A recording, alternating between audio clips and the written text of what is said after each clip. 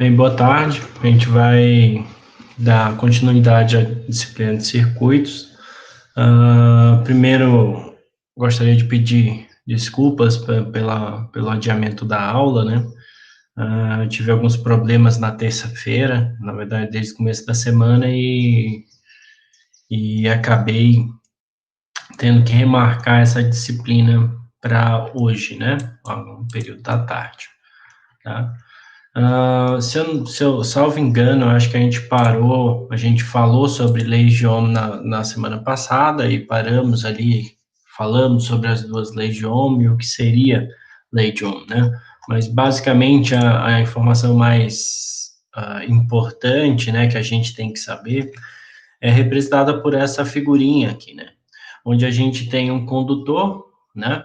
E nesse condutor a gente tem três atores principais, né? A gente vai ter uma corrente, né? Que seria o verdinho aqui sendo empurrado. Tem sendo empurrado pela tensão, que é o amarelo, né? O volt, né? E essa corrente e a corrente está sendo impedida pela resistência ali, que é o cowboy ali em cima, né?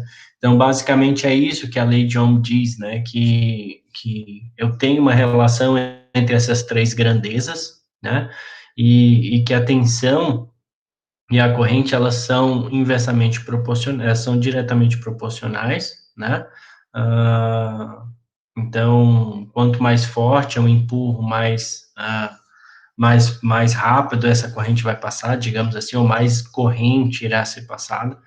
E aí eu tenho uma resistência do que está relacionado a um material ou a um corpo, né, que ela vai impedir a passagem de corrente elétrica por esse corpo, né, ou pelo menos dificultar. Impedir é uma palavra muito forte, né, mas ela vai dificultar a passagem de corrente. Quanto menor essa resistência, mais condutor é esse material. Quanto maior essa resistência, mais isolante esse material, tá bem?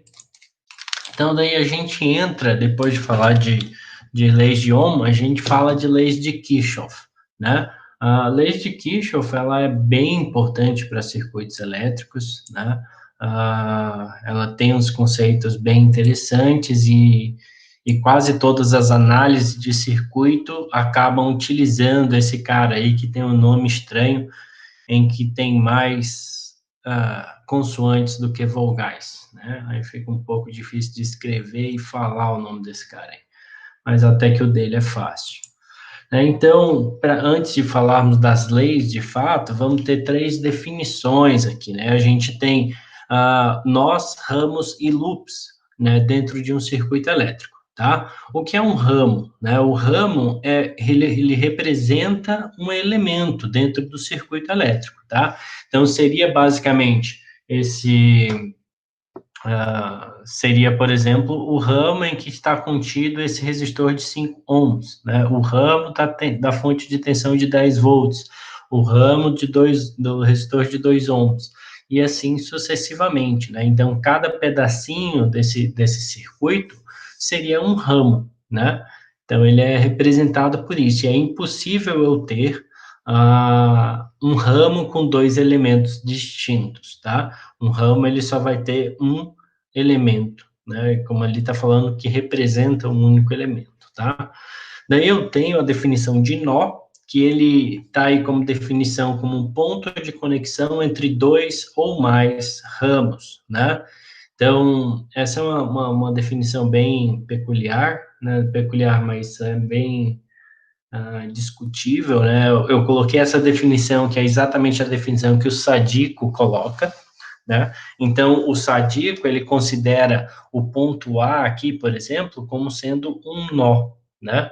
Só que ele é um nó porque ele está fazendo essa junção entre o ramo de 5 ohms com o de 10 volts aqui, com a tensão de 10 volts, né? Ele faz essa conexão. Então, ele é como se fosse um nó ali. Você vai juntar aqueles dois caras, você tem um nó, né? Só que eletricamente falando, a gente vai ver que a gente vai acabar usando eles quando a gente tem mais do que dois elementos, né? Quando a gente tem dois elementos, a gente não usa o termo nó, né? A gente vai estar trabalhando com a mesma coisa, vai ficar um pouco mais claro mais para frente da aula de hoje, tá? Mas a gente acaba utilizando em circuitos a denominação de nó para esses caras como, por exemplo, o nó B aqui, ó. Não porque ele tem esses 3 pontos, né? Mas sim porque ele tem um cara, 2 caras, 3 caras, 4 caras. Cada cara desse é um ramo, né, no caso. Então, eu tenho 4 ramos em um nó. E aqui embaixo também eu tenho 4 ramos nesse nó C, tá bem? E aí eu tenho a definição de o que é um loop, né? Um loop, ele é qualquer caminho fechado em um circuito. Qualquer caminho, independente de qual ele seja. A única restrição para o loop é que se eu for traçar um caminho, por exemplo, faço esse caminho, um caminho fechado, né? Faço daqui, pego de 10 volts, vou aqui para o de 5 ohms, 2 ohms e volto para cá. Faço esse círculo aqui. Eu tenho um loop. O que eu não posso fazer é que eu estou passando pelos nós e pelos ramos, né? Esse caminho fechado, ele não pode passar 2 vezes pelo mesmo ponto, pelo mesmo nó. Se ele faz isso, ele não é considerado um loop, tá bem? Então, ele tem que passar somente uma vez por cada um. Seria como se eu pegasse aqui, fizesse, vem para o 10, aqui vai para, passa pelo 10, pelo 5, passa pelo 2, aí vem para aqui por baixo, passa pelo 3 e volta aqui, ó. Isso não pode acontecer, tá? Ele só pode passar uma vez em cada um, tá? E aí eu tenho uma relação na construção de circuitos que o número de ramos, que é o B, ele tem que ser igual ao número de loops mais o número de nós menos 1, tá? Então isso aqui é bem direto, né? Se você quiser encontrar essas relações dentro de um circuito, tá? Todo circuito vai obedecer essa regra de montagem, essa estrutura aí, tá? Daí eu tenho essas duas definições que são: dois ou mais elementos estão em série se eles estiverem em cascata ou conectados em sequência, ou seja, eles têm um nó simples ali entre eles, então eles estão conectados em série, né? Aquele nó que está entre eles só tem 2 componentes, o anterior e o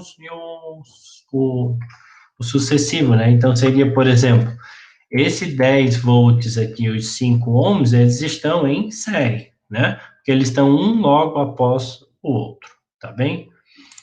Então, essa é a definição. E por eles estarem conectados em sequência, consequentemente, eles conduzem a mesma corrente elétrica, tá? Porque não tem outro caminho para a corrente elétrica. Então, ela vai acabar, em elementos em série, eu sempre vou ter a mesma corrente circulando por eles, tá? A outra definição é: dois ou mais elementos estão em paralelo se eles estiverem conectados aos mesmos 2 nós, né? Então, aqui a gente também tem um exemplo disso, que é o resistor de 2 e 3 ohms estão em paralelo. Por quê? Porque eles estão ligados nesse nó B, em cima, e embaixo eles estão ligados no nó C, certo? E assim como a fonte de corrente aqui também está em paralelo com eles, tá? Então, todos os 3 elementos ali estão em paralelo. E aí, eu posso dizer que esses 3 caras, posso não, devo dizer, que se eles estão em paralelo, eles possuem a mesma tensão aplicada a eles. Por que isso acontece? Porque a tensão nada mais é do que uma diferença de potencial, né? A diferença de potencial entre 2 pontos. Se esses caras estão conectados nos mesmos 2 pontos, horas, então eles têm que ter a mesma tensão, né? Não existe outra alternativa, tá bem? Então, aqui é um exemplo, né? Eu até vou explicar já no decorrer da aula, vão ter diversos exemplos ou exercícios, tá? Esses exemplos ou exercícios são para vocês fazerem, né? E fazem numa folha de papel ali, tudo bem, né? Não tem problema nenhum. Tirar uma foto, colocar no arquivo e transformar esse arquivo com as diversas fotos, ou que seja uma foto, 2, 3, 4, coloca tudo num arquivo só e PDF me manda, tá? Não manda foto, cara. Se mandar foto, eu vou ficar com muita raiva e não vou considerar, tá? Porque é um saco ver aquilo no Classroom. Então, Vamos dividir o trabalho aí, vocês vão lá, tira foto, coloca no Word e depois faz um PDF que dá boa, tá? Vocês vão perder 1 minuto da vida de vocês fazendo isso daí. Tá bem? Então, esses aqui são os 2 primeiros. Aquela coisa, se tiver dúvida ou tiver alguma questão, pergunta. Ah, professor, gabarito. Não tem gabarito nessa questão. Conversa entre vocês. Faz parte do aprendizado, vocês conversarem entre si e definirem. Se cada um tem uma resposta diferente, daí vocês conversam, né? Vocês podem verificar comigo qual que é o correto, tá? Então vamos para a primeira lei de Kirchhoff, né? O que é que diz a primeira lei de Kirchhoff? Que é a lei das correntes de Kirchhoff, ou LCK. Ela estabelece que a soma algébrica das correntes que entram em um nó, ou numa região fechada, qualquer desse circuito, essa região fechada, ela pode ser qualquer região mesmo, você traça lá um círculo daquela região do teu circuito, né? Essa soma, ela é igual a zero, tá? E matematicamente isso falando, é isso que está aí, esse somatório, né, das correntes IN e índice N, de N1 até o Nzão, ela tem que ser igual a zero. Mas, claro, isso aí significa que uma corrente que entra no nó, ela vai ter um sinal, certo? A corrente que sai no outro nó, algebricamente, ela tem um outro sinal, tá bem? Espera aí que tem que deixar o gato sair. Sai.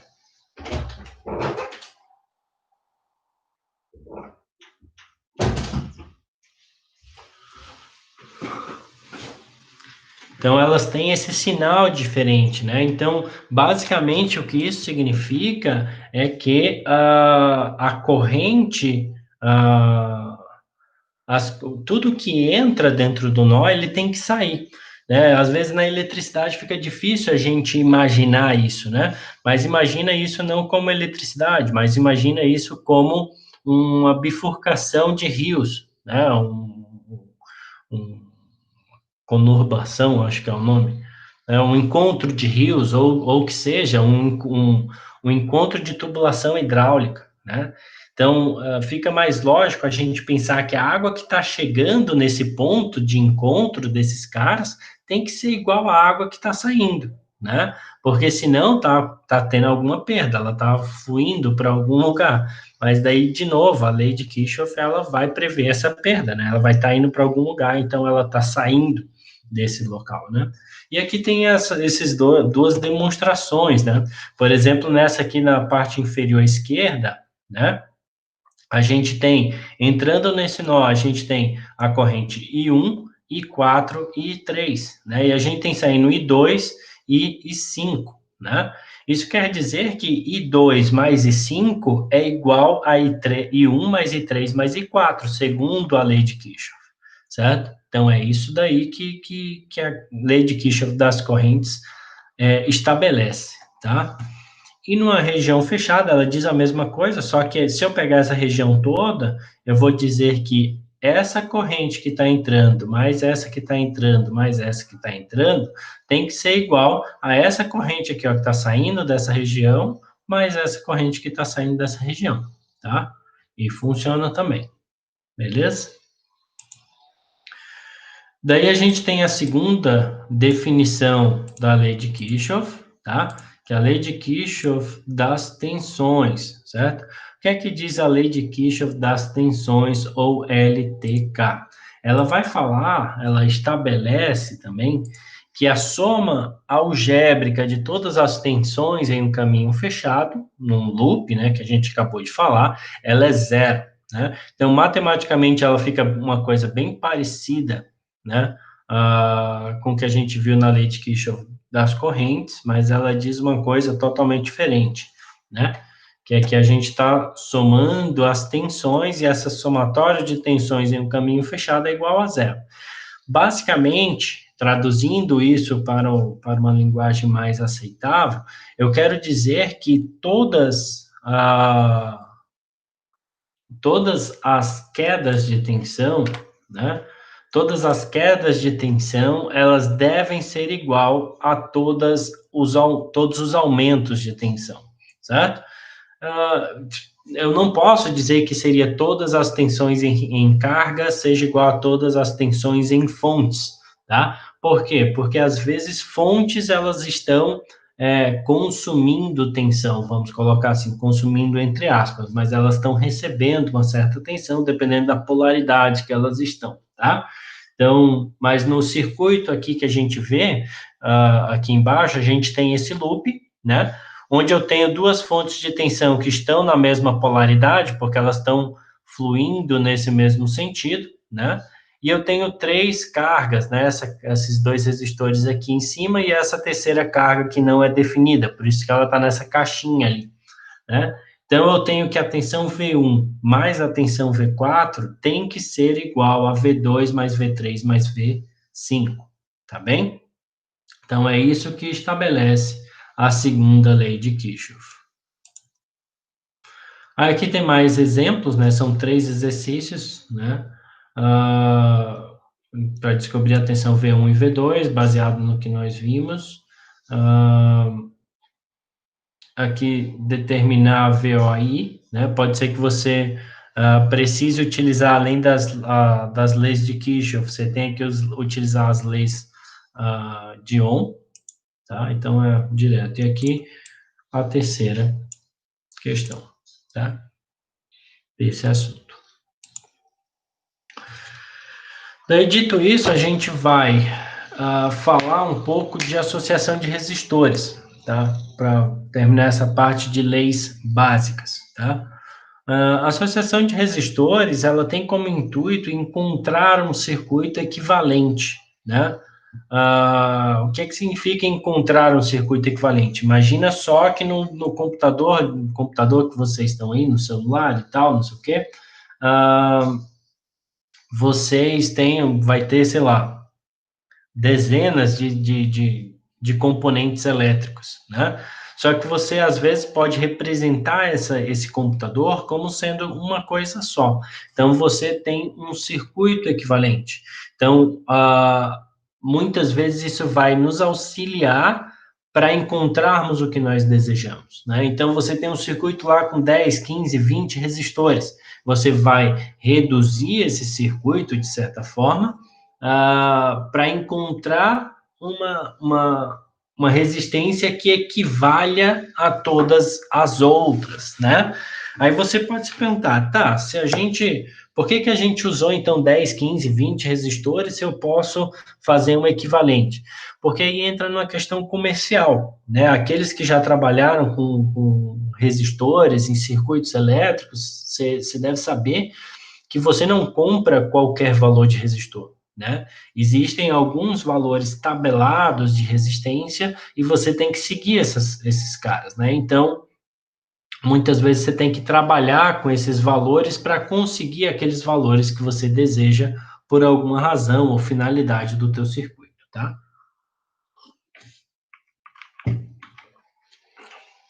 Daí a gente fala de resistores em série, né?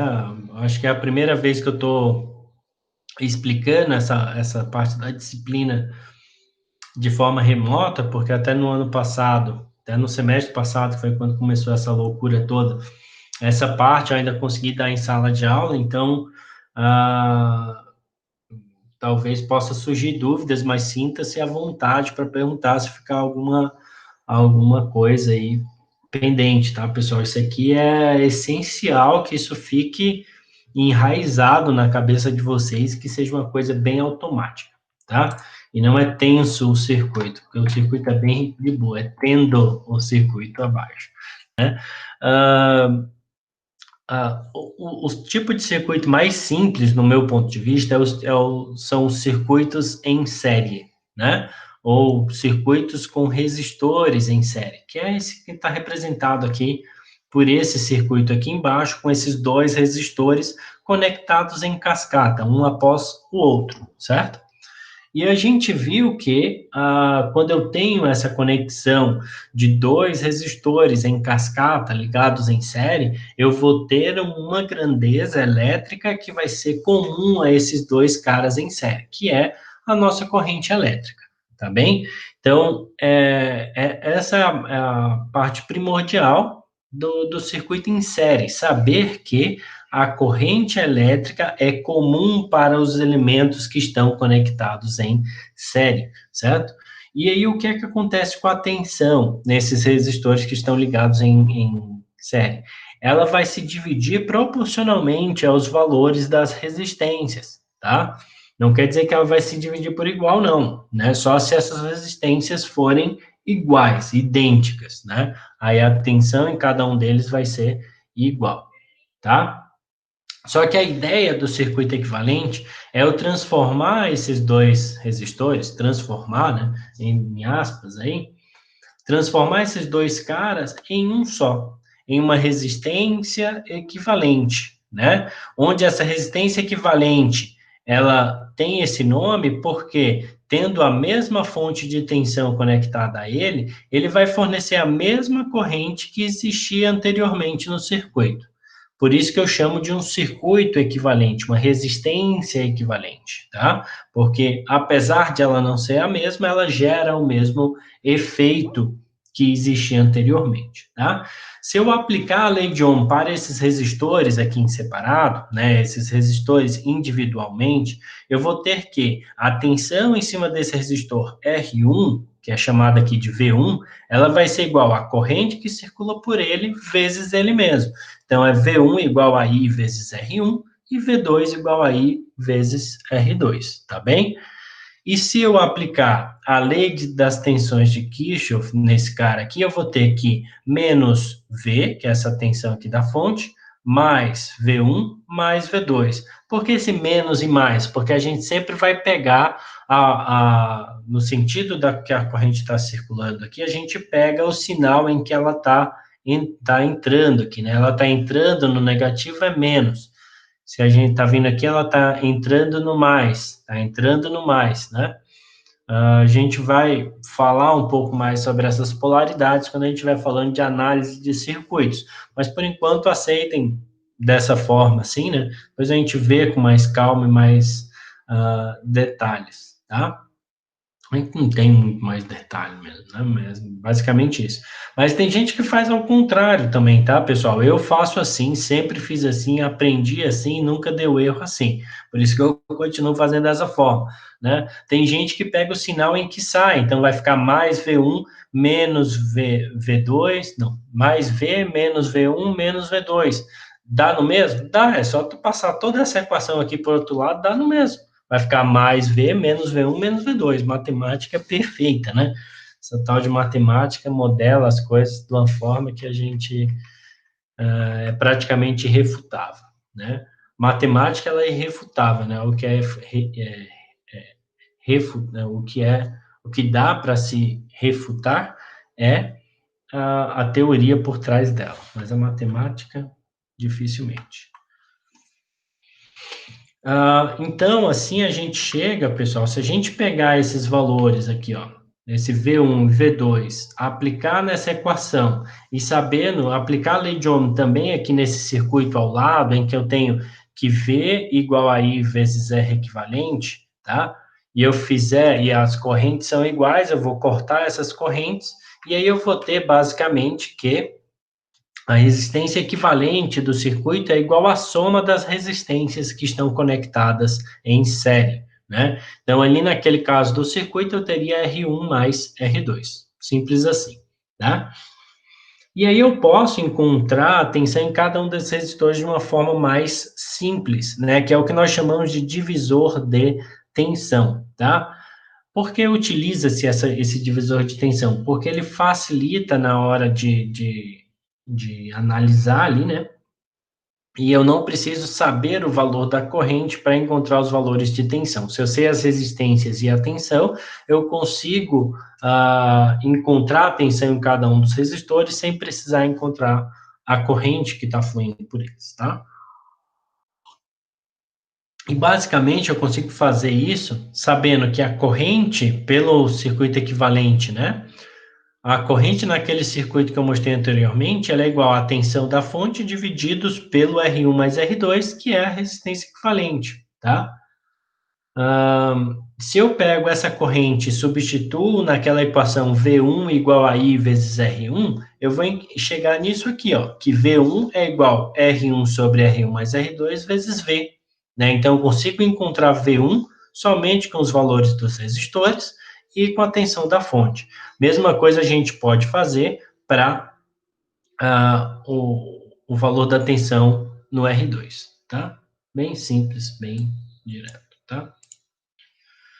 Daí a gente entra em resistores em paralelo, tá? O que são os resistores em paralelo, né?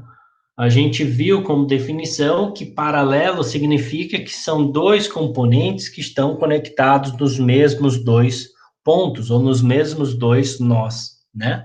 Então, eu posso dizer que esse resistor R1 está paralelo com o resistor R2, tá?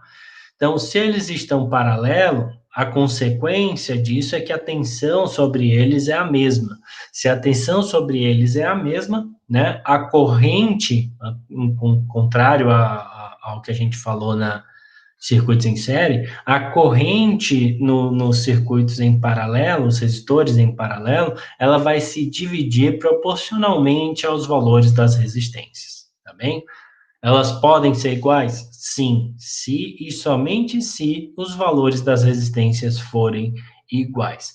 Da mesma perspectiva, eu posso transformar esse circuito aqui em um circuito equivalente, tá? Encontrando esse circuito equivalente aqui, eu consigo simplificar meu circuito e analisar ele de uma forma mais simples, né? Se eu aplicar a lei de corrente de Kirchhoff neste nó A, por exemplo, o que é que eu tenho aqui no nó A? Eu tenho que a corrente que está entrando é a corrente I que está sendo fornecida pela fonte V, né? E aí está saindo dela a corrente I1 e está saindo dela a corrente I2. Então, eu posso dizer que I é igual a I1 mais I2, perfeito? Então, eu tenho isso daí. E da mesma forma, se eu tenho pela lei de Ohm, assim como eu tinha no outro, a tensão que eu tenho nos resistores, que é igual, ela vai ser igual I1 vezes R1, que é igual a I2 vezes R2, né? A gente pode até perceber que os dois pontos aqui, ó, da fonte de tensão, ela está ligada nos dois pontos da resistência, que está ligado nos dois pontos da resistência 2, né? Resistência 1 e resistência 2, tá? E aí, se eu pego essas questões aqui e substituo nesse rapaz aqui, né? Substituo, né? Primeiro eu isolo as correntes, né? E substituo aqui, né? E também aplicando lei de Ohm aqui, que eu vou ter V igual R equivalente vezes I, né? Eu vou encontrar a minha forma de calcular resistência equivalente, que é essa questão aí, 1 sobre resistência equivalente é igual a 1 sobre R1 mais 1 sobre R2, tá? Se eu tivesse 25 resistores, como eu faria?